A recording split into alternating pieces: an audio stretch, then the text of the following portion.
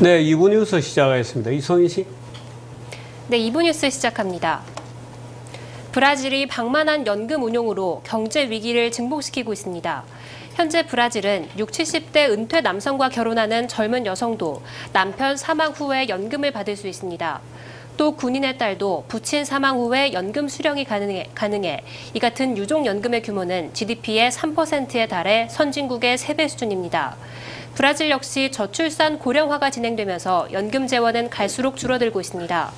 1980년대에는 여성 1명당 4.3명의 아이를 낳았지만 현재는 1.77명으로 줄어든 데다 평균 수명은 62.5세에서 74.9세로 늘었습니다. 이러한 추세라면 2030년이면 연금이 고갈될 것으로 예상돼 연금 위기가 브라질 정치 혼란을 부추기고 있습니다. 네, 그렇군요. 지금 외신에서는 시리아의 아사드가 놀랍게도 모스크바를 방문해서 우리를 놀라게 하고 있다. 뭐 이런 기사가 지금 알자지라나 CNN의 톱으로 떠 있습니다. 네, 다음 뉴스. 12개국이 참가한 이번 TPP 합의로 일본은 본격적인 무역 자유화 시대에 돌입합니다.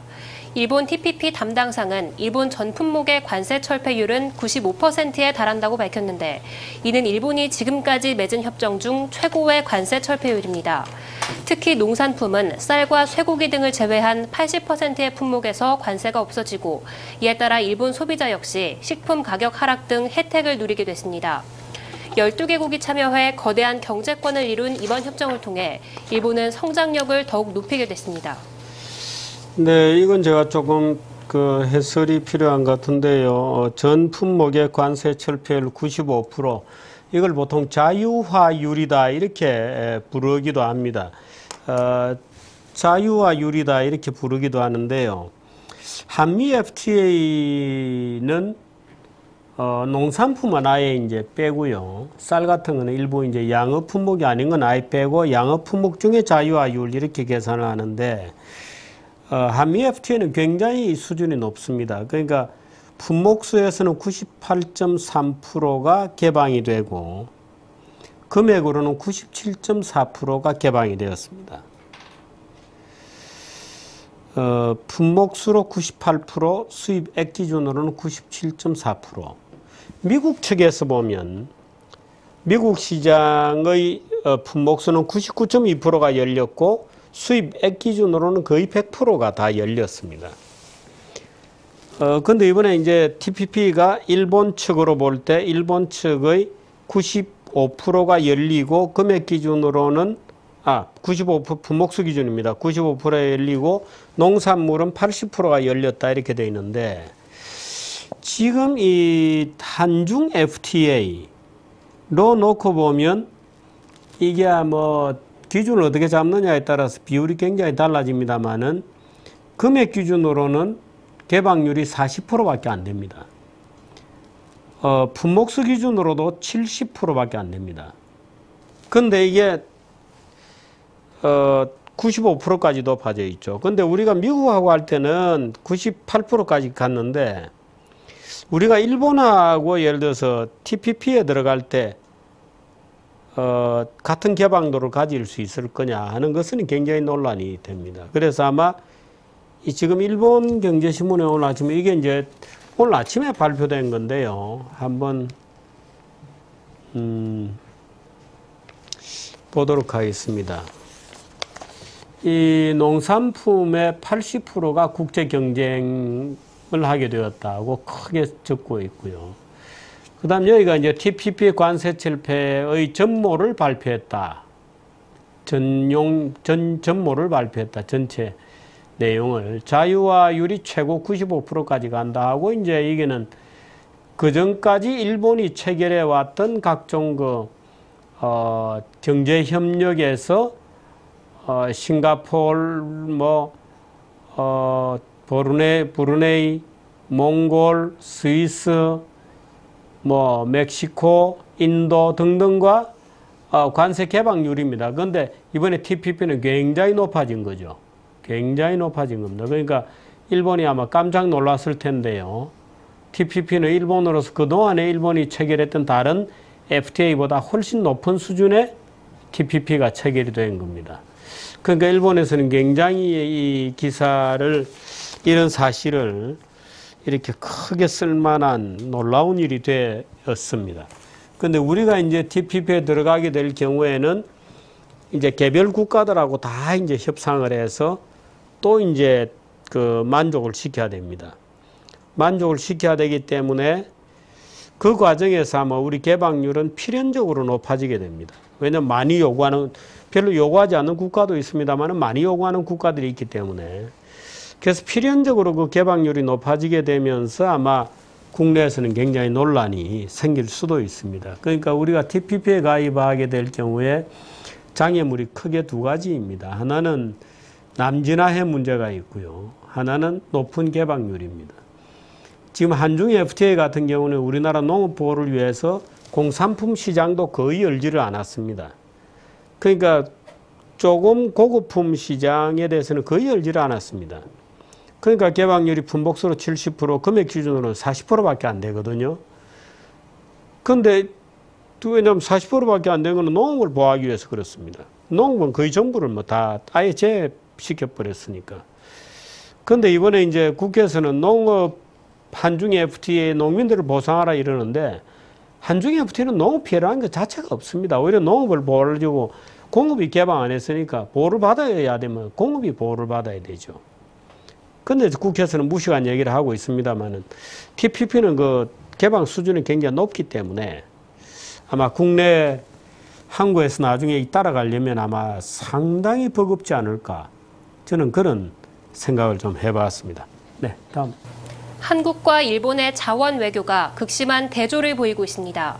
아베 신조 일본 총리는 이번 달 50여 개 일본 기업과 단체를 이끌고 석유와 천연가스, 우라늄 등 풍부한 자원으로 유명한 중앙아시아 5개국을 방문합니다.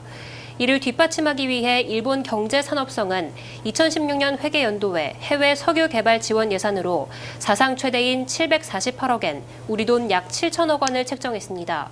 주목되는 점은 일본은 자원 외교를 공적 개발 원조, 인프라 수주 등과 치밀하게 연계한 패키지로 진행하고 있다는 점입니다.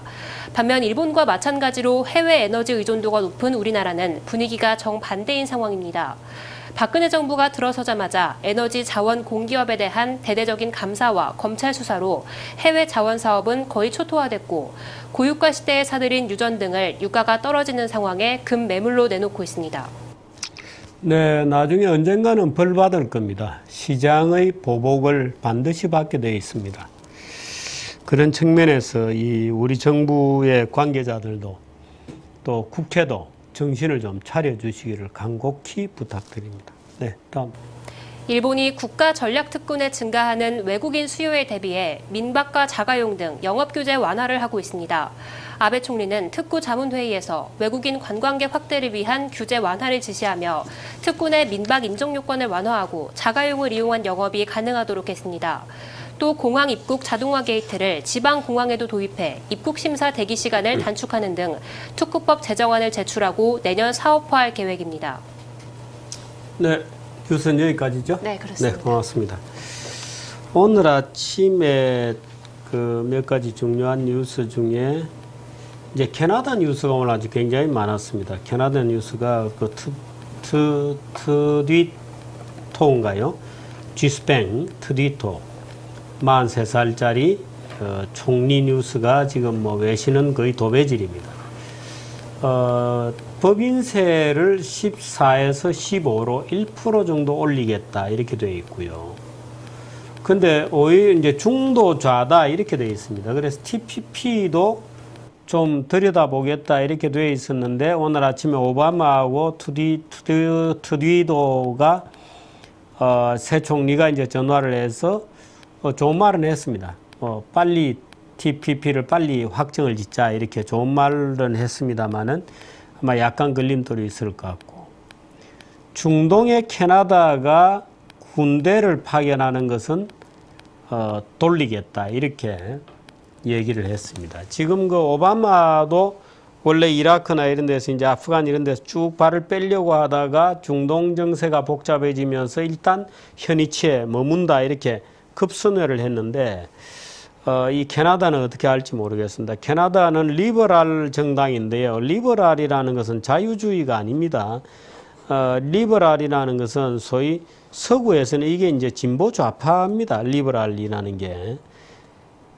우리나라에 마이클 샌델은 미국에서 좌중에서도 far left인데 우리나라에 소개하면서 자유주의자 마이클 샌델 뭐 이렇게 리버럴이라고 소개하는 걸 보고 제가 아주 웃었습니다만은 이 리버럴 당입니다.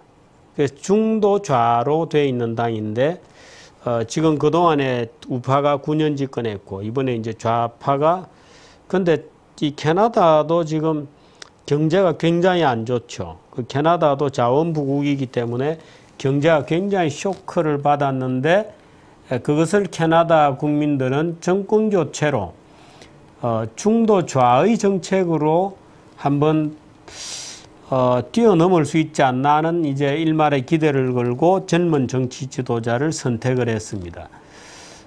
근데 그 결과가 어떻게 나타날지는 모르죠. 좀 지켜봐야 될 것 같습니다. 세금은 뭐 1달러 정도, 1% 정도 올려서 법인세를 14에서 15% 정도 올린다. 그 다음에 그 소위 CO2에 대한 그 기준을 좀 강화하겠다. 뭐 이런 정도입니다. 그 다음에 중동에 나가 있는 군대를 철수시키겠다. 뭐 이런 정도. 근데 이번에 캐나다에도 보면 정당 분포를 보면 굉장한 스윙이 있었습니다.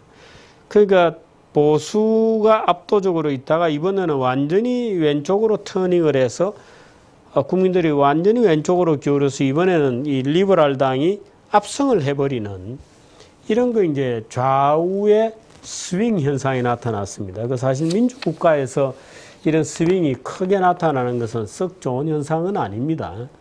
그래서 캐나다도 굉장히 포퓰리즘으로 가는 것 아니냐 하는 이제 그런 걱정들이 지금 나오고 있습니다. 네, 미리 보는 환경 같이 보시겠습니다.